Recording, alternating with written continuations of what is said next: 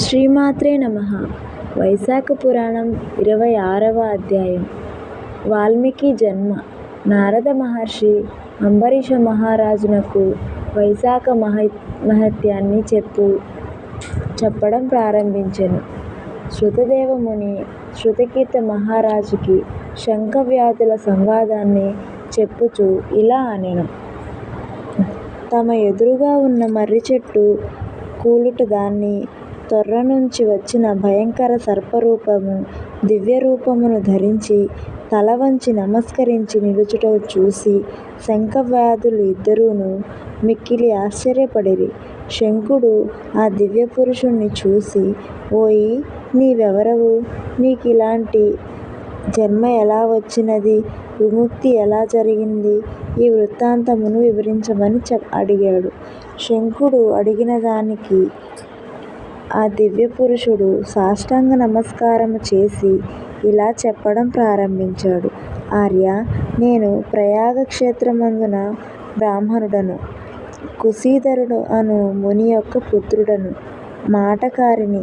రూపయౌవనములో ఉన్న విద్య సంపదలు కలవానిని. గర్వించువాడను. చాలామంది పుత్రులు అహంకారము కలవాడను. నా పేరు రోచనుడు. ఇట్టి నాకు ఆసనము, కూర్చొనుట, శయనము, పడుకొనుట, స్త్రీసుఖము, నిద్ర, జూదము, పనికిమాలిన ప్రసంగములను చేయుట, వడ్డీ వ్యాపారము చేయుట, నిత్యకృత్యములు, జనుల ఆపేక్షను, సంధ్యావందనాది చేసినట్లు నటించేవాడను. మోసము, ఆడంబరము తప్ప నాకు పూజలయందు శ్రద్ధ లేదు. ఇట్లు కొంతకాలము గడిచెను. ఒక వైశాఖ మాసమున జయంతుడను బ్రాహ్మణోత్తముడు వచ్చి మా ఊరిలో ఉన్న వారికి వైశాఖ వ్రతమును, ధర్మములను మొదలగు వాన్ని వివరించుచుండెను. స్త్రీలు, పురుషులు, బ్రాహ్మణాది చతుర్వర్ణముల వారు అందరూను కొన్ని వేల మంది వైశాఖ వ్రతము ఆచరించుచు ప్రాతఃకాల స్నానము, శ్రీహరి పూజ, కథాశ్రవణము మొదలగు పనులను చేయుచున్నారు. జయంతుడు చెప్పుచున్న శ్రీహరి కథలను మౌనముగా శ్రద్ధాసక్తులతో వినుచుండిరి. నేను ఆ సభకు చూడాలని వేడుక పడితిని. తలపాగా మొదలగు వానితో విలాస వేషమును ధరించి తాంబూలమును నములుచు సభలోనికి ప్రవేశించాను. నా ప్రవర్తనచే సభలోని వారందరినీ ఇబ్బంది కలిగించెను.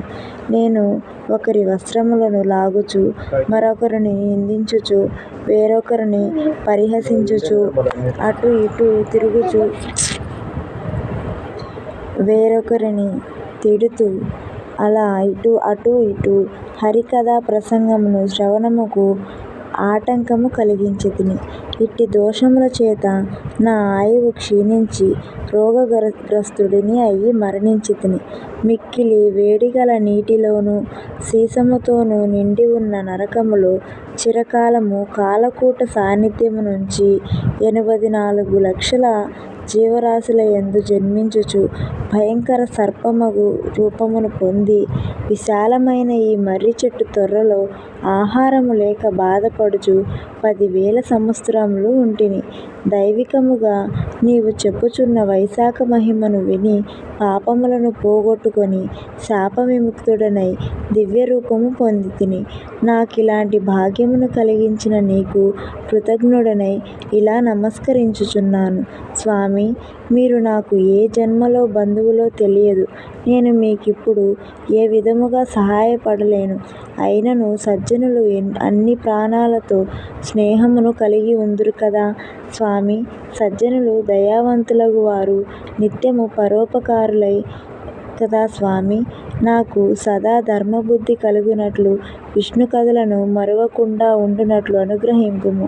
నేత్రదోషము కలవానికి కాటుక సహాయపడినట్లుగు, ధనమదము కలవారికి దరిద్రులు, మంచి నడవడిక గల సజ్జనులు సహవాసము మాత్రము సదా ఉండవలెను అని ఆ దివ్యపురుషుడు శంఖమునిని బహువిధములుగా ప్రార్థించుచు నమస్కరించి ఇలా ఉండెను.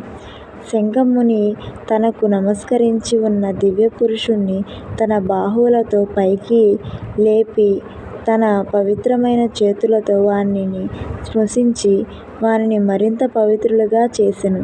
ధ్యాన స్థితులై ఉన్న కొంతకాలం నుండి వానిపై దయాపూర్వుడై వానితో ముందు కలుగబోవు జన్మ వివరించెను. ఓయి వైశాఖమాస మహిమను వినుట వలన శ్రీహరి మహిమను వినడం వలన నీ పాపములన్నీయు పోయినవి. నీవు దశార్ణ దేశమున వేదశర్మయను బ్రాహ్మణుడవుగా జన్మించుదువు. వేదశాస్త్రములను చక్కగా చదివి ఉందువు. పాపమును కలిగించు దారేషణ, ధనేషణ, పుత్రేషణలను విడిచి సత్కార్యముల యందు ఇష్టము కలవాడవై విష్ణుప్రియమైన వైశాఖ ధర్మములన్నిటినీ పెక్కుమార్లు చేయగలవు. సుఖ దుఃఖాది ద్వంద్వములను విడిచి నిస్సంగుడవై నిరీహుడవై గురుభక్తి ఇంద్రియజయము కలవాడవై సదా విష్ణుకథా శ్రవణుడవై ఉండు. ఇట్లుండి సర్వబంధువులను విడిచి సర్వోత్తముడవయి శ్రీహరి పదమును చేరగలవు. నాయనా భయపడకుము. నీకు నా అనుగ్రహము సుఖము కలుగునుగాక. హాస్యముగా గాని, భయముగా గాని, కోపము వలన గాని, ద్వేషకామముల వలన గాని, స్నేహము వలన గాని శ్రీహరి నామమును ఉచ్చరించిన సర్వ పాపములు నశించును. శ్రీహరి నామమును పలికిన పాపాత్ములను శ్రీహరి పదమును చేరుదురు సుమా. ఇట్టి స్థితిలో శ్రద్ధాభక్తులతో జితేంద్రియులై జితక్రోధులై శ్రీహరి నామము ఉచ్చరించిన వారికి శ్రీహరి పదములే కలుగదు. శ్రీహరిపై భక్తియే కలిగి సర్వధర్మములను విడిచిన వారికైనను శ్రీహరి పదమును చేరుదురు. ద్వేషాదులచే శ్రీహరిని సేవించిన వారు పూతనవలె శ్రీహరి స్థానమును చేరుదురు. సజ్జన సహవాసము, సజ్జనుని సంభాషణ మొదలగునవి తప్పక ముక్తిని ఇచ్చును. కావున ముక్తిని కోరినవారు సజ్జనులను సర్వాత్మనా సేవించవలెను. శ్లోకమున దోషములున్నను శ్రీహరి నామములచో సజ్జనులు ఆ శ్రీహరి నామములే తలచి ముక్తిని పొందుదురు. ముక్తిని ఇద్దురు అనగా విష్ణునామ మహిమ గమనింపదగినదే సుమా. శ్రీహరి భక్తులకు కష్టమును కలిగించు సేవను కోరడు. అధిక ధనమును కోరడు. శ్రీహరిని ఒక మారు స్మరించినను సర్వోత్తమగు వైకుంఠ ప్రాప్తిని ఇచ్చును. అట్టి భక్తసులభమగు దయాళుడు విడిచి మరి ఎవరు శరణు కోరుదురు. కావున దయానిధి, జ్ఞానగమ్యుడు, భక్తవత్సలుడు, మనఃపూర్వకమగు భక్తికే సులభుడు, అవ్యయుడగు శ్రీమన్నారాయణుని శరణు పొందుము. నాయనా వైశాఖ మాసమునకు చెందిన ధర్మములన్నిటినీ యథాశక్తిగా ఆచరింపుము. జగన్నాథుడగు శ్రీహరి సంతసించి నీకు సుఖములను ఇచ్చును అని శంఖుడు దివ్యరూపధారిని ఉద్దేశించి పలికెను. ఆ దివ్యపురుషుడు కిరాతుని చూసి ఆశ్చర్యపడి మరలా శంఖువుతో ఇలా అనెను. శంఖమహాముని, దయాస్వభావము గల నీచే అనుగ్రహించబడిన ధన్యుడినైతిని. నాకు గల దుర్జనుల నశించితివి. ఈ అనుగ్రహమును ఉత్తమగతిని పొందగలను అని పలికి శంఖుని ఆజ్ఞను అందుకొని స్వర్గమునకు పోయెను. కిరాతుడును శంఖముని వలె ఉపచారాలను భక్తియుక్తులతో ఆచరించెను. శంఖముని నాటి సాయంకాలమున రాత్రికి కిరాతునకు భక్తి కలిగించు మహిమాన్వితమగు శ్రీహరి కథలను చెప్పుచూ గడిపెను. బ్రహ్మముహూర్తమునకు లేచి కాలకృత్యములు నెరవేర్చి సంధ్యావందనమును చేసి శ్రీహరి పూజ చేసెను. పరిశుద్ధమగు కిరాతునకు తారకమగు రామాయను 2 అక్షరాల మంత్రమును ఉపదేశించెను. నాయనా శ్రీహరి యొక్క ఒక్కొక్క పేరును అన్ని వేదముల కంటెను ఉత్తమమైనవి. అట్టి భగవన్నామము కంటే సహస్రనామాలు అన్నింటిలో ఉత్తమములు. అట్టి సహస్రనామములకు రామనామము ఒక్కటే సమానము. కావున రామనామముచే నిత్యము జపించుము. వైశాఖ ధర్మములను బ్రతికించి ఉన్నంత వరకు ఆచరింపుము. దీని వలన వాల్మీకి కూడా అను మునికి పుత్రుడవగవు. జన్మించి వాల్మీకి అని భూలోకమున ప్రసిద్ధిగా కలవు అని శంఖుడు వ్యాధునకు ఉపదేశించి దక్షిణ దిక్కున ప్రయాణమయ్యెను. కిరాతుడు శంఖువునకు నమస్కరించి కొంత దూరమున వెళ్ళెను. వెళ్ళుచు శంఖమునిని విడుచుట బాధాకరముగా ఉండెను. మునిని విడువలేక బిగ్గరగా దుఃఖించెను. అతనిచే చూచుచు వానిని తలచుచు దుఃఖాంతుడై ఉండెను. అతడు ఆ అడవిలో మనోహరమైన తోటలో నిలుచుండి మండపమున చలివేంద్రములను నిర్మించెను. మహిమాన్వితమగు వైశాఖ ధర్మములను ఆచరించుచుండెను. అడవిలో దొరకు వెళ్ళుచు మామిడి, పనస మొదలగు పండ్లతో బాటసారులకు సేవ చేయుచుండెను. పాదుకలు, చందనము, గొడుగులు, విసనకర్రలు మొదలగు వానిని ఇచ్చుచు బాటసారులకు సేవత తీర్చుచు సేవ చేస్తూ ఉండెను. ఇట్లు బాటసారులకు సేవ చేయుచు శంఖముని చెప్పిన రామనామమును రాత్రింబవళ్ళు జపించుచు కాలాంతము వరకు మరణించేంత వరకు చేసెను. తరువాత వాల్మీకి మహాముని పుత్రుడై జన్మించెను. కృష్ణుడను ఒక ముని జితేంద్రియుడై చిరకాలమున తపమాచరించెను.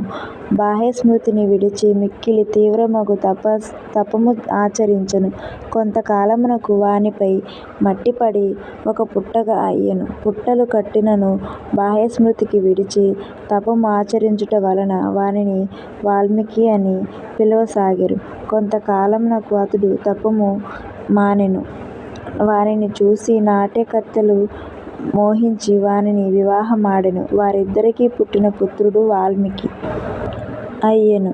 అతడే దివ్యమైన రామకథ గంగా ప్రవాహమును భూమిపైకి ప్రవేశింపజేసెను.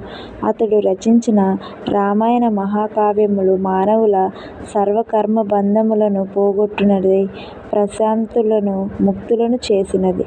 శృతకీర్తి మహారాజా, వైశాఖ మహిమను వింటివా?